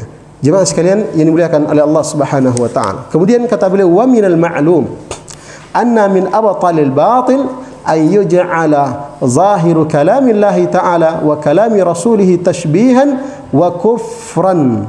Naam, au muhiman lidzalik. Ya. Kata beliau rahimahullahu taala, ya, wa minal ma'lum, dan di antara hal yang dimaklumi, ya. Apa namanya? Dan dimaklumi. Wa minal ma'lum, ya, dan dimaklumi anna min abtalil batil, bahwasanya di antara kebatilan yang paling batil adalah menjadikan zahir dari firman Allah Subhanahu wa taala dan zahir dari kalam Rasulnya sallallahu alaihi wasallam tashbihan. Ya. Tashbihan. Nah, penyerupaan. Ya, penyerupaan. Ya, maka ini adalah merupakan bentuk kebatilan yang paling batil. Nah, wa kufran au muhiman lidzalik, atau menjadikannya sebagai kekafiran. Nah, apa namanya? Au muhiman lidzalik, atau memberikan sangkaan untuk hal tersebut. Nah, maka ini adalah merupakan kebatilan yang paling batil. Nah, tidak akan mungkin taib. Nah, tidak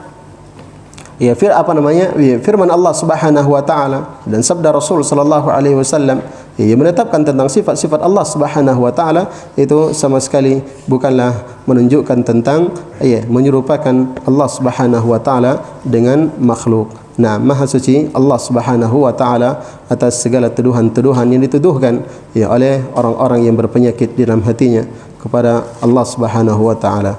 Taib. Jemaah sekalian yang dimuliakan oleh Allah Subhanahu wa taala, maka ini lawazim yang pertama, kelaziman yang pertama yang disebutkan oleh penulis rahimahullahu taala.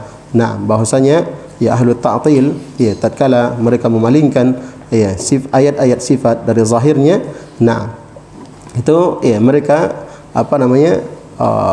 meyakini makna meyakini bahwasanya itu menunjukkan penyerupaan antara sifat Allah Subhanahu wa taala dengan sifat makhluk. Itu kelaziman dari hal tersebut, dan itu adalah merupakan suatu kebatilan. Nah, adapun sisi yang kedua insyaallah taala nanti kita bahas pada salat Isya. Nah, setelah salat Isya. Subhanakallahumma bihamdika asyhadu an la ilaha illa anta astaghfiruka wa atubu ilaik. Bismillahirrahmanirrahim. Alhamdulillahirabbil alamin. وبه نستعين على أمور الدنيا والدين وأشهد أن لا إله إلا الله وحده لا شريك له وأشهد أن محمدا عبده ورسوله صلى الله عليه وعلى آله وصحبه ومن تبعهم بإحسان إلى يوم الدين وسلم تسليما كثيرا. أما بعد.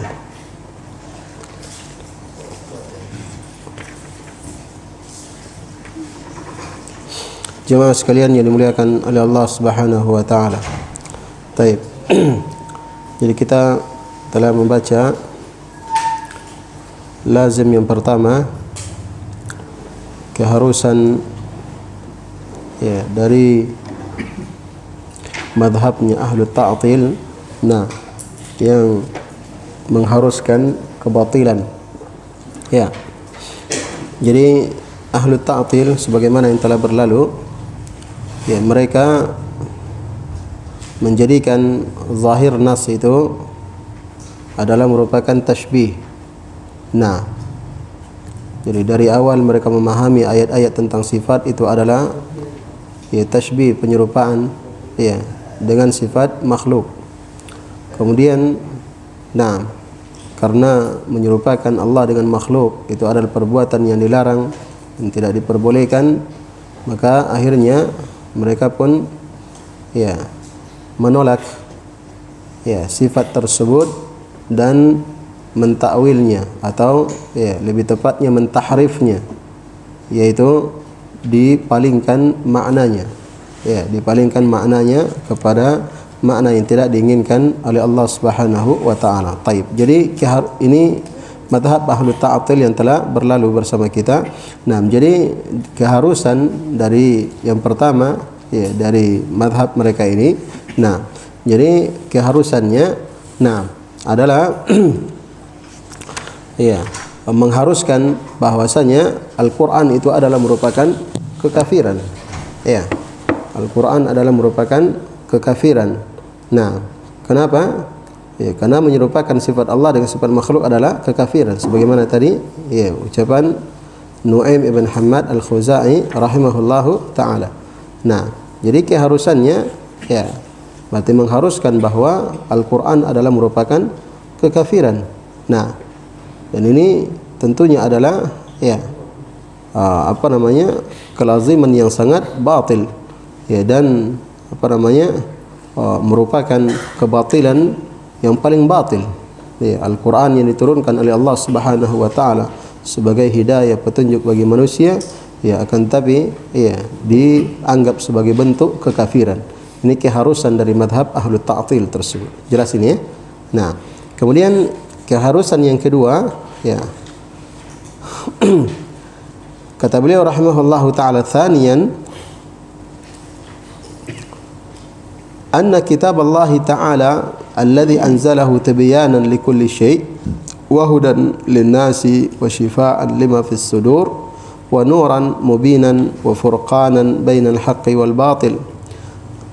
Lam yubayyin Allah ta'ala fihi ma yajibu 'ala al-'ibadi i'tiqaduhu fi asma'ihi wa sifatihi, wa innama ja'ala dhalika muwakkalan ila uqulihim yuthbituna lillahi ma yasha'un wa yunkiruna ma la yuridun, wa hadha zahirul butlan. Kata beliau yang kedua,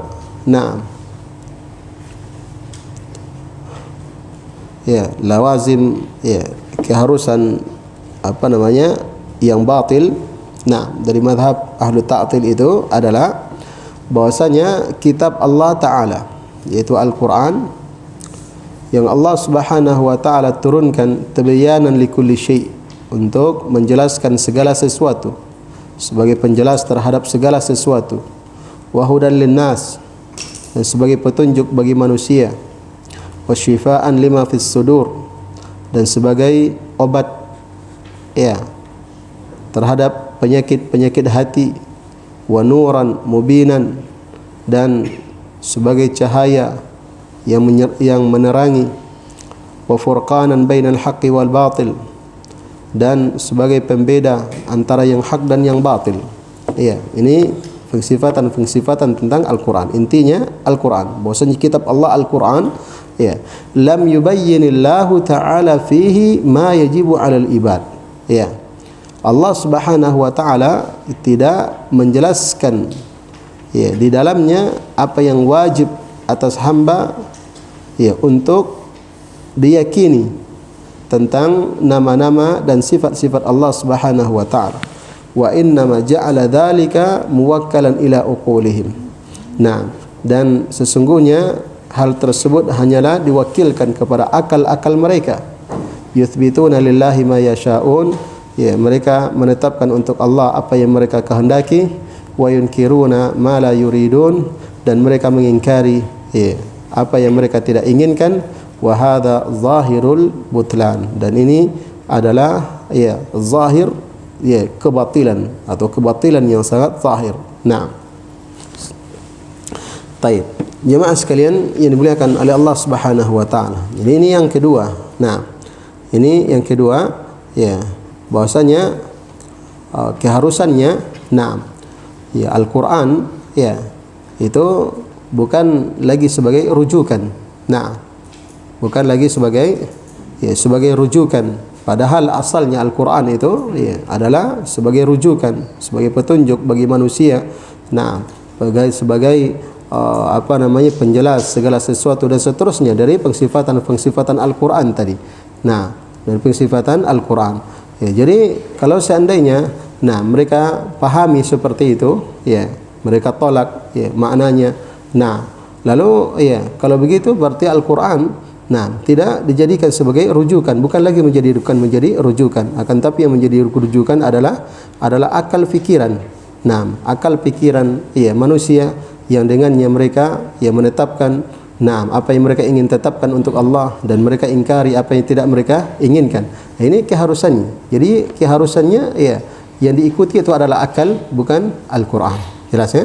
Kemudian yang ketiga, thalithan anna Nabiya sallallahu alaihi wasallam wa khulafa'ahu ar-rasyidin wa ashabahu wa salafal umma wa a'immataha. Bahwasanya Nabi sallallahu alaihi wasallam wa khulafa'ahu ar-rasyidin dan khulafa beliau ya khulafa ar-rasyidin wa ashabahu dan sahabat-sahabat beliau secara umum wa salafal ummati dan para pendahulu umat ini dan imam-imamnya. Kanu qasirina atau muqassirina fi ma'rifati wa tabyini ma yajibu lillahi ta'ala minas sifat. Ya, mereka itu kurang di dalam memahami atau di dalam menjelaskan apa yang wajib bagi Allah Subhanahu wa taala dari sifat-sifat. Ya, au yamtani'u alaihi, atau ya apa yang tidak pantas, tidak boleh bagi Allah Subhanahu wa taala, au yajuz, atau ya apa yang boleh bagi Allah Subhanahu wa taala. Idh lam yarid anhum harfun wahidun fima dhahaba ilaihi ahlut ta'til, karena ya tidak ada ya satu huruf pun yang datang ya dari mereka, maksudnya dari Rasulullah dan khulafa ar-rasyidun dan seterusnya tadi, ya fima dhahaba ilaihi ahlut ta'til, sesuai dengan apa yang dipandang oleh ahlut ta'til fi sifatillahi ta'ala, tentang sifat-sifat Allah Ta'ala, wasammuhu ta'wilan, dan mereka menamakan itu sebagai ta'wil. Ini konsekuensi yang ketiga. Berarti menganggap ya Rasulullah sallallahu alaihi wasallam, demikian pula para sahabatnya, khulafa ar-rasyidun dan seterusnya, itu mereka tidak mengetahui kebenaran ya, dan tidak menjelaskan apa yang wajib ya bagi Allah Subhanahu wa taala dari sifat-sifat. Kenapa? Karena tidak ada satu huruf pun, tidak satu penjelasan pun yang datang dari Rasulullah dan para sahabatnya sesuai dengan apa yang dipahami oleh ta'til, oleh ahlu ta'til ini. Yang mereka mentaktil, menolak sifat-sifat Allah Subhanahu wa taala, dan bersamaan dengan itu mereka menamakan perbuatan mereka ini menolak sifat-sifat Allah dan mentahrifnya, mereka namakan sebagai bentuk ta'wil. Ya, jelas ya? Baik. Ini keharusan yang ketiga. Kemudian keharusan yang keempat, ya. Masih ada. Wa hina idzin imma an yakuna an-nabiy sallallahu alaihi wasallam wa khulafa'uhu ar-rasyiduna wa salaful umma wa a'immatuha qasirina li jahlihim bidzalik wa ajzihim an ma'rifatihi aw muqassirina li adami bayanihim lil ummati wa kilal amrayni batil. Dan ketika itu apakah Nabi sallallahu alaihi wasallam dan khulafa ar-rasyidun serta para pendahulu dari umat ini dan para imamnya, ya, imam mereka itu adalah ya orang yang tidak mengetahui, atau mereka itu adalah orang yang jahil, ya, atau ya mereka itu adalah ya mereka itu ya qasirina li jahlihim. Mereka itu ya kurang karena kejahilan mereka, atau ya karena ketidakberdayaan mereka atau kelemahan mereka dari mengetahuinya, au muqassirina li adami bayanihim, atau mereka itu ya kurang sehingga mereka tidak menjelaskannya kepada umat. Wakilal amrayni batil, dan kedua-duanya itu adalah perkara yang batil. Artinya ya kalau seperti itu ya keadaannya bahwasanya Nabi SAW dan para sahabatnya tidak ada penjelasan tentang sifat Allah sebagaimana yang dikatakan oleh ahli ta'til, berarti kalau begitu Rasulullah dan para sahabatnya jahil. Ya, atau ya mereka tidak mampu untuk menjelaskan kepada umat yang benar. Ya, dan kedua-duanya ini adalah merupakan kebatilan. Tidak akan mungkin Rasulullah jahil dan tidak akan mungkin Nabi SAW tidak menjelaskan kepada umat ya tentang apa yang diinginkan dari sifat-sifat tersebut. Ya. Jemaah sekalian yang dimuliakan oleh Allah Subhanahu wa taala. Kemudian yang keempat kata beliau, anna kalam Allah wa rasulih laisa marji'an lin-nasi fima ya'taqidunahu fi rabbihim wa ilahihim alladhi ma'rifatuhum bihi min ahammi ma ja'at bihi asy-syara'i' bal huwa zubdatur risalat wa innama marji'u ya tilkal uqul al-muttaribah al-mutanaqidah wa ma khalafaha fasabiluhu at-takdzibu in wajadu ila dhalika sabila aw at-tahrif alladhi yusammunahu ta'wilan illam yatamakkanu min takdzibihi. Kata beliau ya, yang keempat adalah bahwasanya firman Allah Subhanahu wa taala wa rasulihi dan sabda Rasulnya sallallahu alaihi wasallam, itu bukan merupakan rujukan. Ya, bukan merupakan tempat kembali bagi manusia pada apa yang mereka yakini tentang Rabb mereka dan sesembahan mereka. Ya. Alladhi ma'rifatuhum bihi, yang mana pengenalan mereka tentangnya, ya tentang Allah Subhanahu wa taala Rabb mereka, min ahammi ma ja'at bihi syara'i, itu termasuk di antara perkara yang terpenting dari apa yang datang di dalam syariat ini. Bal huwa zubdatur risalat, dan bahkan dia adalah intinya risalah para nabi, ya, yaitu mengenal Allah Subhanahu wa taala dengan mentauhidkan Allah Subhanahu wa taala, mengenal Allah dengan nama-nama dan sifat-sifatnya. Wa innamal marji'u ya tilkal uqul al-muttaribah al-mutanaqidah, dan bahkan yang menjadi rujukan bagi manusia adalah akal-akal yang goncang. Akal-akal yang ya selalu mutanaqidah, ya selalu kontradiksi atau bertentangan. Wa ma khalafaha, ya maka dan apa yang menyelisihinya, ya fasabiluhu at-takdzib, ya maka jalannya adalah mendustakan.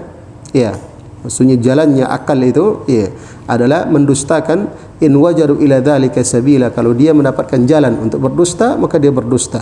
Awit tahrif, atau memalingkan.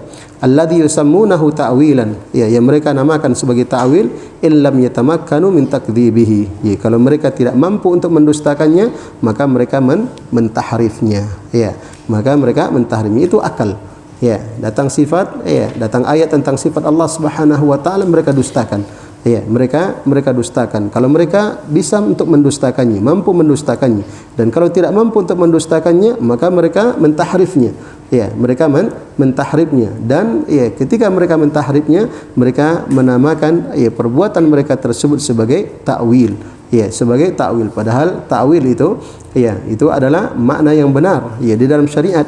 Ya, akan tapi mereka mengistilahkannya dengan ta'wil, padahal yang mereka lakukan itu bukan ta'wil, akan tapi tahrif. Ya, mereka memalingkan ayat-ayat itu ya kepada makna yang tidak diinginkan oleh Allah Subhanahu wa taala. Ya, jemaah sekalian yang dimuliakan oleh Allah Subhanahu wa taala. Kemudian yang kelima kata beliau rahimahullah,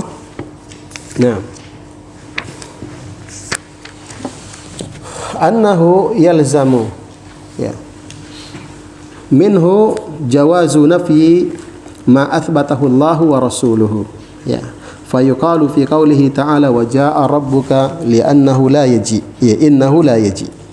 Ya, kebatilan yang kelima, keharusan ya kebatilan dari madhabnya mereka tersebut yang mengharuskan kebatilan yang kelima adalah ya yalzamu minhu, mengharuskan darinya jawazu nafyi ma athbatahu Allah wa rasuluh, bolehnya untuk menafikan apa yang telah ditetapkan oleh Allah dan Rasulnya. Ya, fayuqalu fi qawlihi ta'ala, maka dikatakan ya tentang firman Allah Ta'ala, wa jaa'a rabbuka, dan datang Rabbmu. Ini penetapan sifat apa? Sifat al-maji. Allah Subhanahu wa taala datang. Ya, maka dikatakan pada ayat tersebut sesuai dengan madhabnya mereka, innahu la ya'ti, innahu la yaji, sungguhnya Allah itu tidak datang. Ini keharusan yang kelima. Berarti boleh kita boleh menafikan apa yang ditetapkan oleh Allah Subhanahu wa taala. Jadi kalau Allah berfirman wa ja'a rabbuka, dikatakan oh Allah tidak datang. Dengan seenaknya Allah katakan datang, oh kata mereka tidak datang. Nah, wa fi qaulihi sallallahu alaihi wasallam, dan dalam firman dalam sabda Rasulullah sallallahu alaihi wasallam, yanzilu rabbuna kulla lailatin ila as-sama'id dunya, rabb kita, na'am, rabb kami turun kulla lailatin, pada setiap malam, ila as-sama'id dunya, ke langit dunia. Nah, maka kata mereka innahu la yanzil, sungguhnya Allah tidak turun. Nah, berarti boleh untuk menafikan apa yang ditetapkan oleh Allah Subhanahu wa taala. Nah, karena itu keharusannya. Lianna isnad al-maji' wan nuzul ila Allah majazun indahum, karena menyandarkan datang dan turun kepada Allah Subhanahu wa taala itu adalah majaz bagi mereka, kiasan. Wa azharu alamatil majaz indal qailina bihi sihhatu nafyihi. Dan sebesar-besar alamat tentang majaz, tentang bagi orang-orang yang mengatakan majaz itu adalah sihhatu nafyihi, boleh untuk dinafikan. Nah, boleh untuk ditolak. Wa nafyu ma athbatahu Allah wa rasuluhu min abtalil batil, padahal menafikan apa yang telah ditetapkan oleh Allah dan Rasulnya itu termasuk kebatilan yang paling batil. Wala yumkinul infikaku anhu bita'wilihi ila amrihi. Nah, li'annahu laysa fi siyaqi ma yadullu ala ma yadullu alaihi. Dan tidak tidak akan mungkin untuk ditakwil kepada perintahnya. Nah, kepada perintahnya. Li'annahu laysa fi siyaqi ma yadullu alaihi, karena itu tidak ada di dalam siyak pembicaraan menunjukkan seperti itu. Jadi firman Allah Ta'ala wa ja'a rabbuka, dan datang Rabbmu, kata mereka yang datang bukan Allah tapi perintahnya Allah Subhanahu wa ta'ala. Jadi karena mereka tidak menetapkan sifat al-maji' untuk Allah, padahal Allah sendiri menetapkannya. Nah, maka mereka katakan bukan Allah yang datang, tapi yang datang adalah perintah Allah Subhanahu wa ta'ala. Jadi mereka katakan seperti itu. Mereka palingkan, padahal ayat tidak cocok. Nah, datanglah Rabbmu. Padahal ayat wa ja'a rabbuka wal malaku saffan saffa. Dan datanglah Rabbmu dan para malaikat bersop-sop. Menunjukkan Allah Subhanahu wa taala datang dan para malaikat dalam keadaan bersop-sop.